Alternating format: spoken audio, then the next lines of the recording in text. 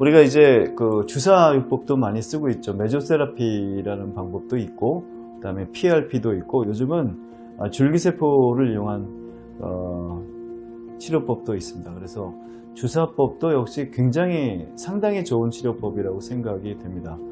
그렇지만 결정적으로 죽은 문항을 살릴 수 있는 방법은 아니라는 거.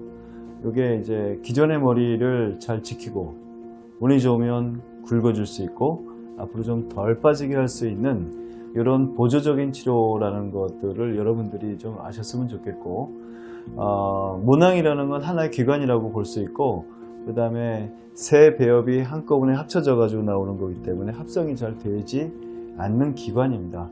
이런 기관이 죽었을 때 이것들을 어떤 주사로 살릴 수 있는 건 아니기 때문에 실제로 밀도가 많이 떨어져 있는데 나는 이 밀도를 주사로서 메꾼다고 생각해서는 안 됩니다.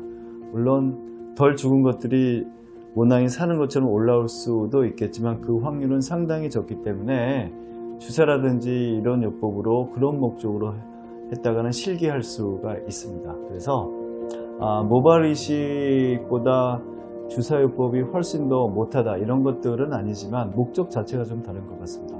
모발 이식은 밀도가 정말 떨어져 있는데 요 모발의 모낭을 거기에 만드는 게 이제 모발 이식이고요. 그렇지만 모발 이식을 한다고 그래가지고 주위의 머리가 좋아지진 않지 않습니까?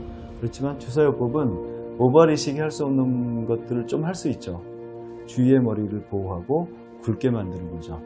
그래서 만약에 탈모가 있으신 분들은 기존에 있는 머리를 지키고 그 다음에 머리를 새로 만드는 이게 가장 아이디어할 거죠.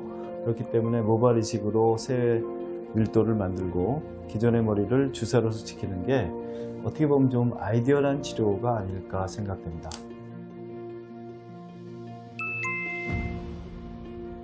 우리가 이제 모발 이식을 하러 병원에 왔는데 우리 환자분은 모발 이식을 할 수 없습니다. 하시면 안 됩니다. 가장 많은 케이스가 어떤 케이스라고 생각하십니까? 이게 이제 원형 탈모증이라고 봅니다. 원형 탈모증이 이렇게 조그맣게 빠졌을 때는요, 원형 탈모증이라는 거 여러분들이 다 아시죠? 근데 원형 탈모증이 아주 심하게 많이 빠지는 경우가 있습니다.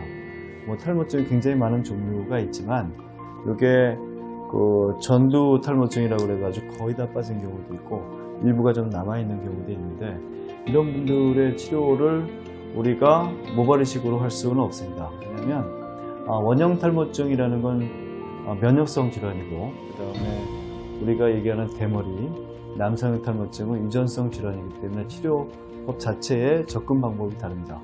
그래서 원형 탈모증이라고 우리가 생각이 되면 수술을 하시면 안 된다라고 말씀을 드리고 면역 치료를 들어가게 되고, 만약에 모양이 굉장히 좀 원형 탈모증과 비슷하게 생겼지만 여긴 남성형 탈모증이라든지 여성형 탈모증이라면 그전에 우리가 대머리를 치료하는 방법, 모발 이식이라든지 아니 주사요법으로 우리가 치료를 할 수가 있습니다. 두 번째 또 하지 마십시오 하는 경우는 그 환자분들이 가끔 이제 그 착각이라든지 망상이라든지 아니면 치료 효과에 대한 과대한 기대를 가지고 있는 경우에는 색외선 절대로 해주지 말라고 되어 있습니다. 그래서 약간 그 머리에 대한 스트레스 때문에 정상 머리인데도 이게 정말 나는 이것 때문에 스트레스 받고 이런 경우가 있거든요. 이런 경우는 수술보다는 본인이 여기 탈모증이 아니라는 이런 확신을 갖고 그 다음에 기존에 가지고 있던 약간 정신적으로 부족한 점들을 메우는 치료가 훨씬 더 필요한 경우가 아주 가끔 있습니다.